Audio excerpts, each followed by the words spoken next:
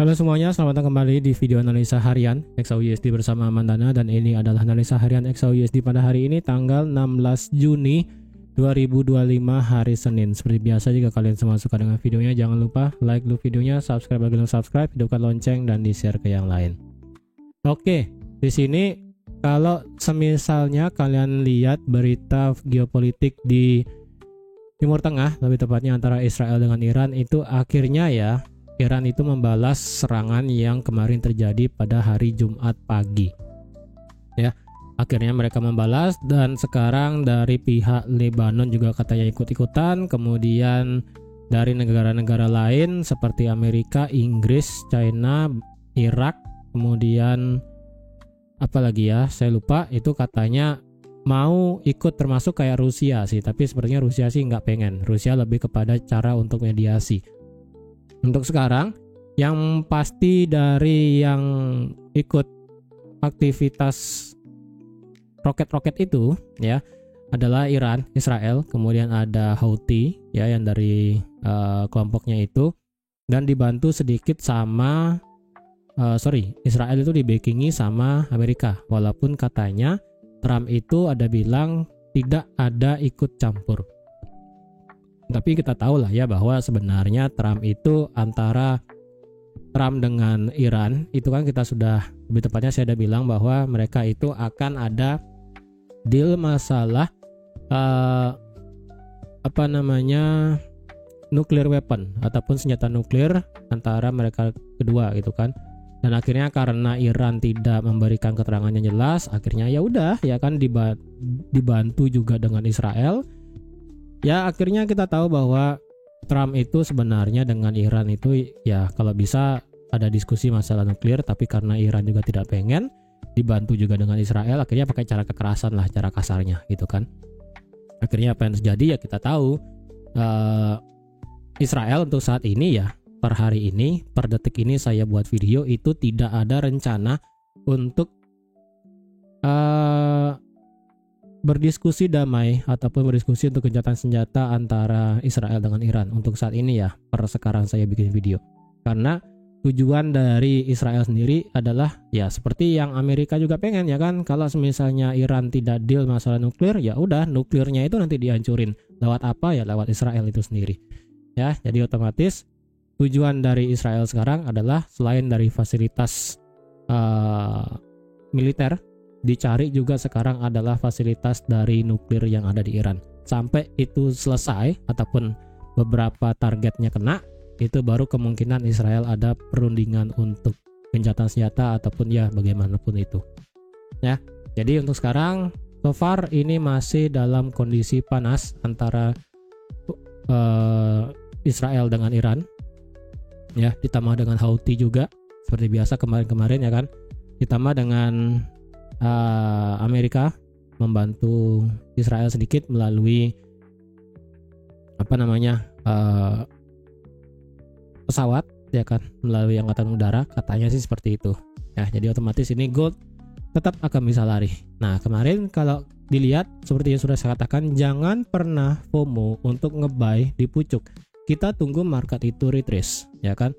Kemarin sudah saya bilang juga bahwa di sini di area M5 kita ada demand, walaupun sebenarnya di M15 kita ada rally base rally-nya di sini. Nah, kalau kemarin ada yang kalian nge-buy di sekitaran 3410, 3415 ya, sekitaran demand M15-nya di sini. Walaupun saya pribadi pun juga mau nunggu di sekitaran 3400 ya kan untuk meretest ini resistance become support-nya. Ya, cuma kalau dilihat ini kan kalau ditarik dengan menggunakan Fibonacci yang pendek, ketika market itu meledak, ini turunnya sudah sampai 50%. Saya pun ada ngambil buy kemarin di sekitaran 3411 dan juga 3419. Sebelum akhirnya kena satu yang BE, yaitu yang di 3419. Ini BE-nya kejadian jam 12 malam sih, karena kalau kalian lihat ini kan marketnya sempat naik sampai ke 3446, kemudian turun lagi, kemudian ini naik lagi. Ya, jadi sisa satu doang sih open saya di sini yang sekitaran 3412, itu doang satu ya. Target sampai mana? Saya pribadi yang di 3412 target saya adalah sampai di 3500. Ya, sampai di 3500. Oke, untuk sekarang apakah kita ingin ambil posisi apa ya? Sebelum itu, selain dari geopolitik, coba kita lihat kalender ekonomi hari ini. Kalender ekonomi hari ini secara USD kita tidak ada yang krusial banget ya. Ini cuma ada Empire State Manufacturing Index, diperkirakan sih akan positif sedikit. Untuk masalah nanti malam apakah ada Trump speak, sepertinya nggak ada. Dan ingat ya, untuk minggu ini kita akan ada yang namanya FOMC. Ya, FOMC yang akan ada di hari Kamis dini hari. Jadi seperti NFP, kemungkinan ini akan ada penyakitnya. Jadi saya kasih tahu dari sekarang. Untuk sekarang gold itu adalah otomatis aset safe haven yang bakal terus dibeli selama untuk sekarang ya. Untuk sekarang tetap makin untuk dibeli, akan tetap dibeli karena isu hangat dari geopolitik masih menjadi bensin. Kapan ini expired nanti akan ada masanya, ya kan? Nah, dengan ditambahnya FOMC nanti di hari Kamis, kita akan lihat jika semisalnya FOMC nanti di hari Kamis itu ada memberikan nada hawkish, ini kemungkinan kenaikan dari XAUUSD akan sedikit tertahan. Ya, bukannya nggak bisa naik lagi, kemungkinan dia akan stuck. Mungkin dia akan retrace turun sedikit sebelum lanjut naik lagi. Karena sekali lagi ya, menurut saya sih 1 minggu ini ya, dari hari Jumat kemungkinan sampai hari Jumat nanti isu masalah Timur Tengah itu akan masih digodok ataupun masih dibicarakan, sehingga otomatis gold sebagai aset safe haven bakal masih dibeli.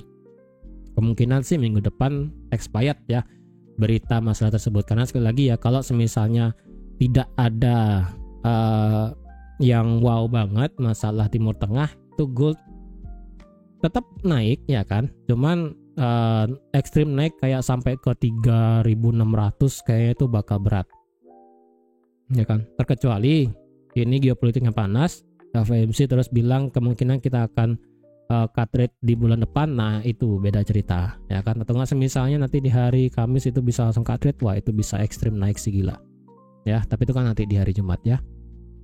Oke, sekarang coba kita lihat berdasarkan analisa teknikal dari segi weekly. Otomatis weekly kita sudah close di atas 3403 dan di sini nyaris banget close di atas 3435. Nyaris sih ya, nyaris. Jadi apakah di sini bisa kita bilang bahwa market sekarang itu sudah pure dalam kondisi persiapan partisipasi ataupun persiapan untuk bullish jangka panjang? Menurut saya iya.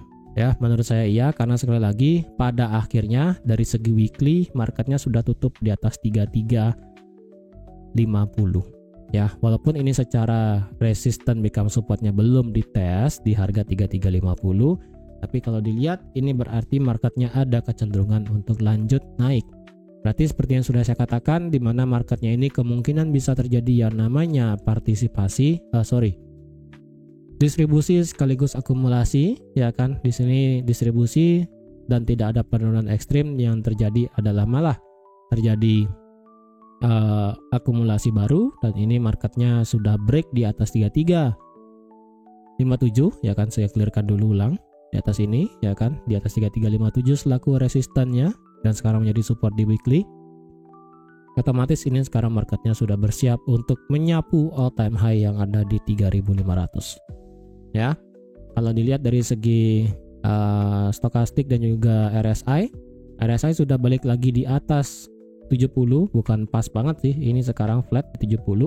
Secara stokastik ini sudah nge-cross naik, dan kalau dilihat jarak dari yang slow dan fast ya itu lumayan gede spreadnya ya kan, persilangannya cukup besar, jadi momentumnya ini kemungkinan masih bisa naik ya.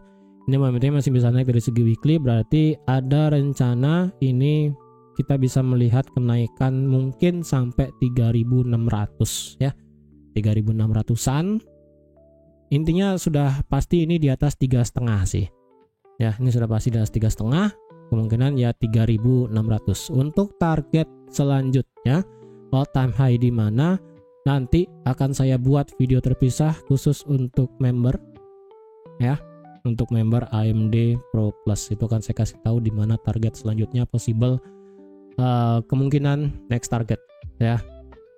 apakah tercapai di bulan ini atau di bulan depan. Karena sekali lagi ya, saya pengennya adalah saya mendapatkan harga murah sebelum swing. Tapi kalau misalnya nggak dapet, dan kemarin saya ada nge-buy di 3, 4, 12 dan kemungkinan itu adalah bisa menjadi swing, ya sudah, nggak masalah.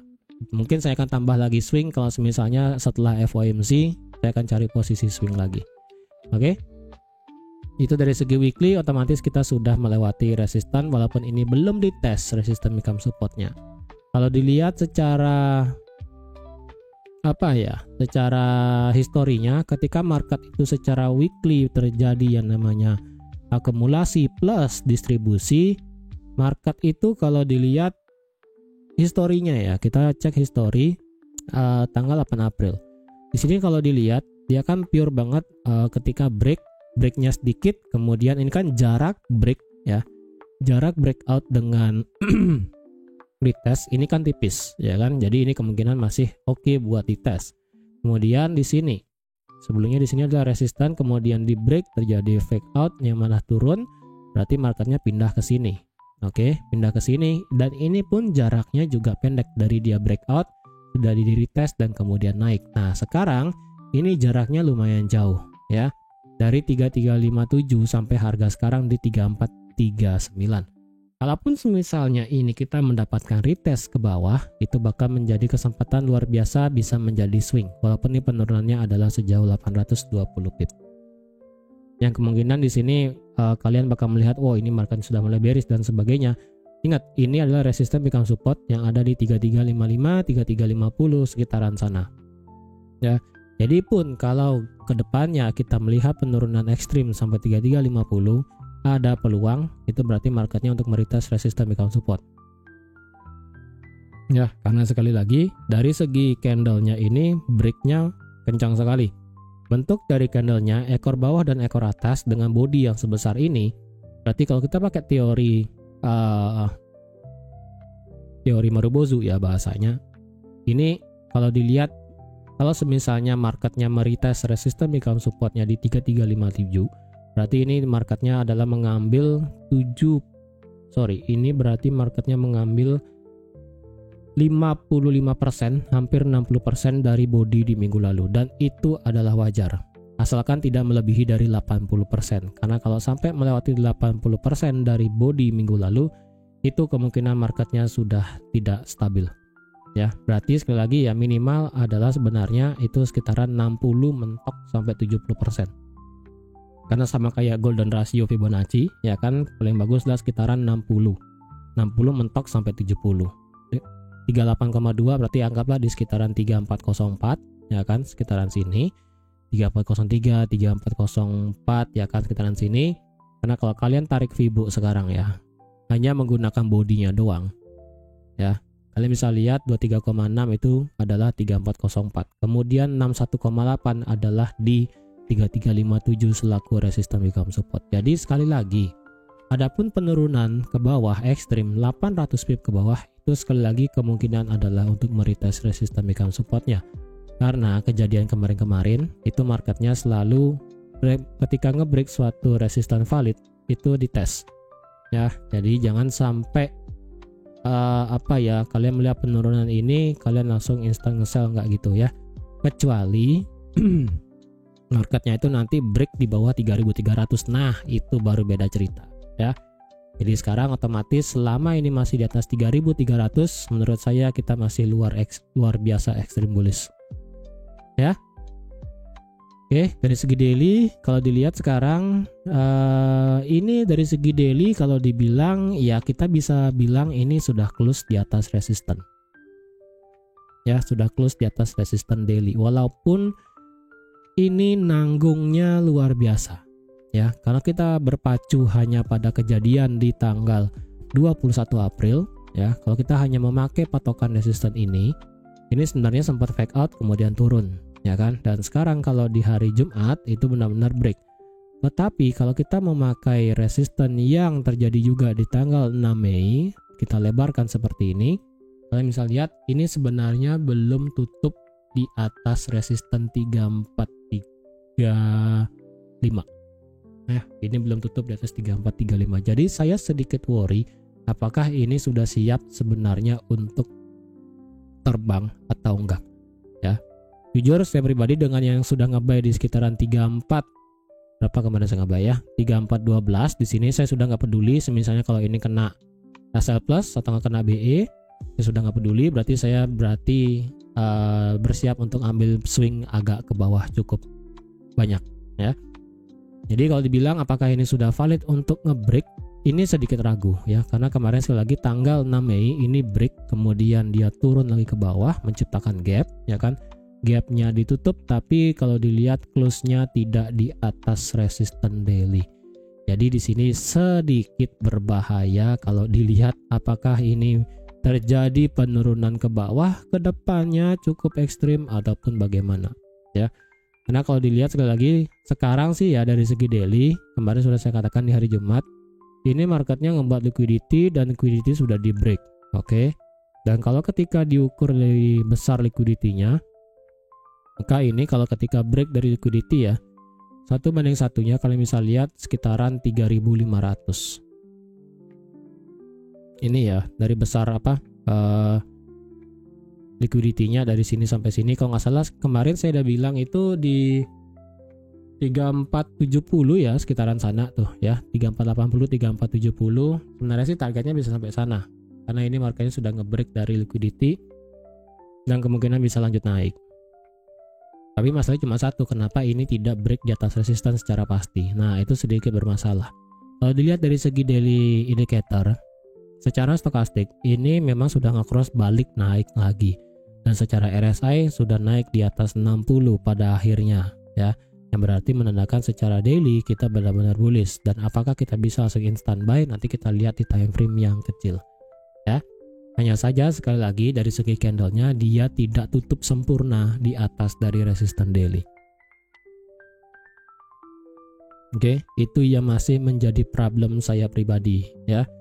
Itu masih menjadi problem saya pribadi. Karena kalau diukur dengan menggunakan Fibonacci pendek ya, dari sini sampai sini, kalian bisa lihat ini sudah kena 1272 dan 1618 adalah sama di 3470 selaku 1:1 dari besar liquidity-nya, dan di sini juga 1618. Jadi target masih possible adalah di 1618 di 3470. Oke. 3470 secara daily. Ya. Kalau kita lihat dari segi time frame H4 secara indikator kita sudah flat ya. Sudah flat banget ketika market itu break di atas 3390, tidak ada turun sama sekali. Oke. Dan secara RSI juga flat di atas. Jadi secara time frame-nya yang intraday agak besar itu masih cenderung bullish sekali. Jadi ini kita masih ada penguatan untuk naik, mungkin mentok sampai 3470 sebelum terjadi yang namanya koreksi mungkin ya. Oke, kalau dilihat dari segi ini saya hapus lagi ya. Dari segi H4 kalau dilihat apakah kita ada satu resisten yang valid ataupun resisten bigam support yang valid. Dari segi time frame H4 jujur di sini tidak terlalu kelihatan sih ya, tidak terlalu kelihatan di mana ada resisten bigam supportnya yang valid. Kecuali ini sih ya, ini bisa dipakai 3410, kemudian kemarin saya mengharapkan marketnya sampai 3403 ya kan. Saya mengharapkan marketnya berhenti di sini, cuman ya dia lebih prefer ke 3410. Untuk masalah resisten sebenarnya ini rada worry sih ya. Apakah di sini ya kan? Kalau di sini ini pernah fake out sekali. Kalau di sini 3435, ini sekarang marketnya bermain-main di area ini ya, bermain-main. Ini saya nggak senang nih ya, breakout turun berhenti dan ini masih bermain-main di area ini. Ini saya nggak senang area ini sebenarnya. Ya, mungkin untuk resisten sekarang secara H4 jujur tidak begitu kelihatan ya. Mungkin sekali lagi kita bisa pakai angka bilangan genap aja yang ada di 3450 sampai 3455 laku angka bilangan bulat, dan ini pun sudah kena. Oke, 3450 sudah kena. Jadi apakah possible kita melihat adanya retracement ke bawah? Kalau dilihat dari segi H4 ini kemungkinan kita bisa melihat seperti pola apa ya, sekali lagi ya, kalau ditarik pakai Fibonacci H4 itu belum ada penurunan ekstrim untuk melakukan retracement, karena sekali lagi ini adalah high ya, ini adalah high, ini adalah low. Marketnya sudah kena 1272. Jadi kalau otomatis kita mau mencari retracement ke bawah, berarti kita harus menggunakan Fibonacci yang menggunakan low di sini dan mencari titik high-nya di mana. Dan semisalnya ini adalah titik high di angka 3451,12 ya. Semisalnya ini adalah titik high di 3451,12, maka resisten weekly supportnya yang tadi di 3412, kemudian di 3403, kemudian dengan bercampurnya weekly resisten weekly supportnya di sini ya kan, itu mepet 61,8 ya, sekitaran 3357. Berarti di sini memang ada area demand yang kemarin sudah saya katakan besar banget ya kan. Jadi ini potensial adalah ada ini adalah swing yang sebenarnya bisa kalian pakai untuk dari segi time frame H4.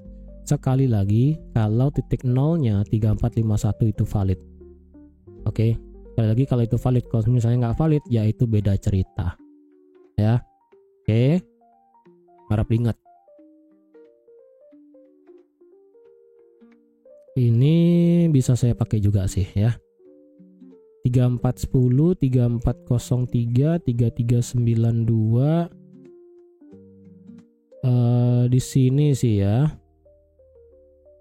Bentar, sepertinya sih lebih worth it di sini buat nunggu ngebuy sebenarnya ya. Di angka 3392. Ya, ini masih H4 ya. Masih H4. Apakah kita bisa buy ketika break resistance? Jujur sekarang kalau buy break resistance rada sedikit susah sih. Bukannya nggak bisa, cuman rada susah itu aja. Kalau kalian pakai pergerakan harga sekarang dari segi H4, memang kita punya satu minor di 3427 ya. Ini adalah minor di 3427. Jadi kalau misalnya nanti ada H4 close di bawah 3427, mungkin kalian bisa ngide buat nge-sell. Bisa aja ya. Ini minor resistance weekly support soalnya, tapi coba deh nanti kita lihat time frame kecil ya. Secara H1 kalau dilihat apakah ada pola tertentu?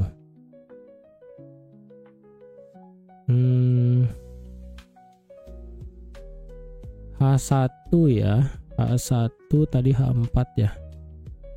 H4 apakah ini bisa jadi demand? Menurut saya bisa ya. H1-nya di sini. Di sini H1 demand, kemudian ini sebentar. Ini high-nya lebih tinggi nggak sih? Bentar ya. Ini high-nya di 3445, kemudian di sini di 3446. Ini 3451. Oke. Coba kita tarik trend line. Sorry ya, ini tenggorokan saya ini agak sedikit bermasalah. Kalau dilihat apakah ada pola? Ini kayaknya rising wedge sih ya. Bentar ya, apakah ini saya bisa paksa nggak ini sebagai rising wedge?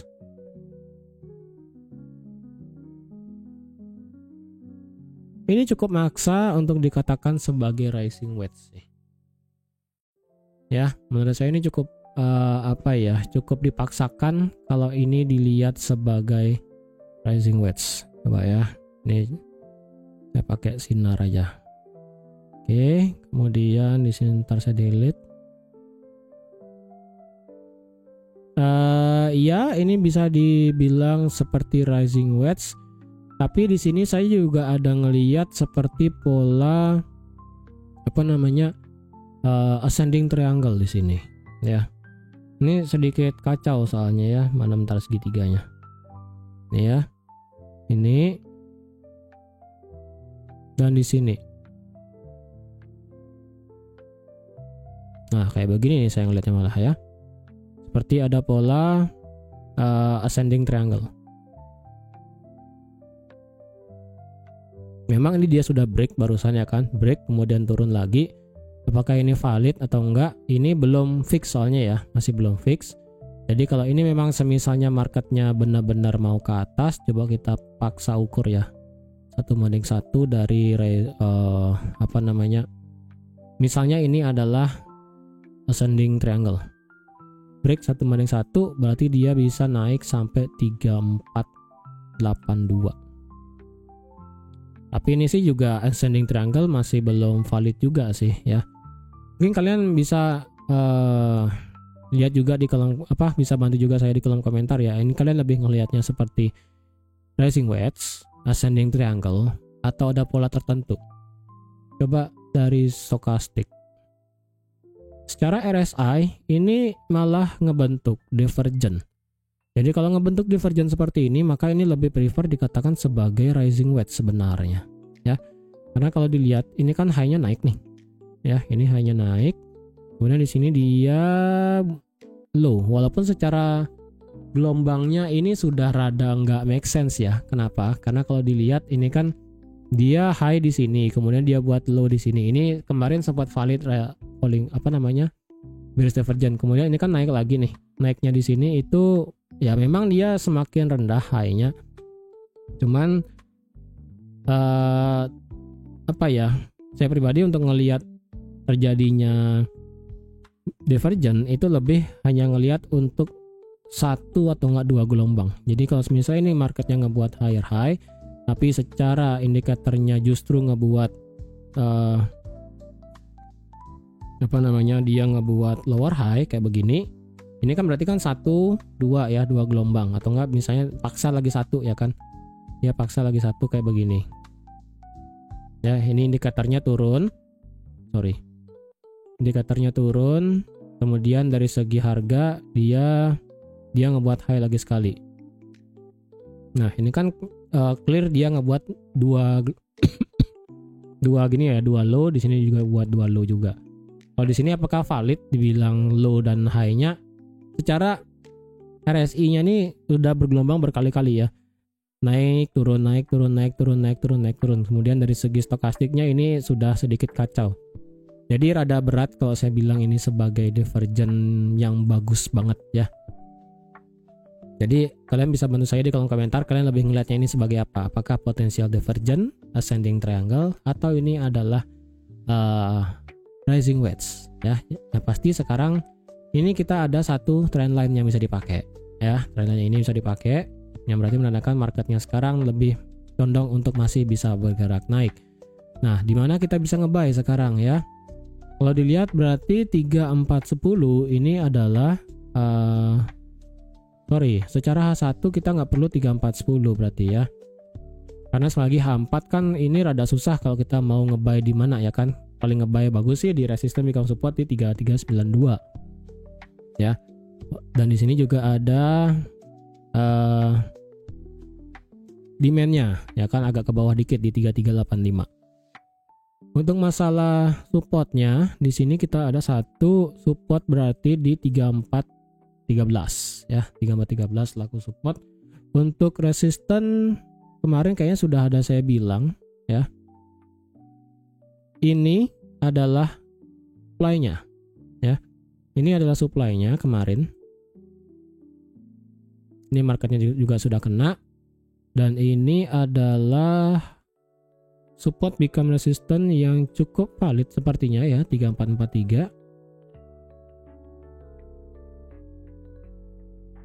Area pakai di sini deh ya, 3444 ke 34 ya, berarti di sini 3444 dan 3443.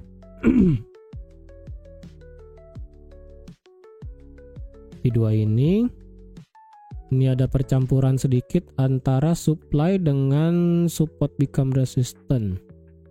Coba ya, saya perbaiki lagi analisa saya kemarin. Ini nggak bisa dipakai karena sudah diambil. Sisa ini doang, ini juga, ini sebenarnya sih sudah diambil ya. Ini kalian bisa lihat sudah diambil kemudian drop. Jadi kalau ini pun drop, saya rasa dropnya ya walaupun sedikit ekstrim, tetap sih kita tetap ambil buy ya. Nah ini sudah kena kemarin ya kan, kena drop, break drop. Nah ini dropnya di sini akibat dari supply 3450-nya nih. Ya kan? Dari supply 3450.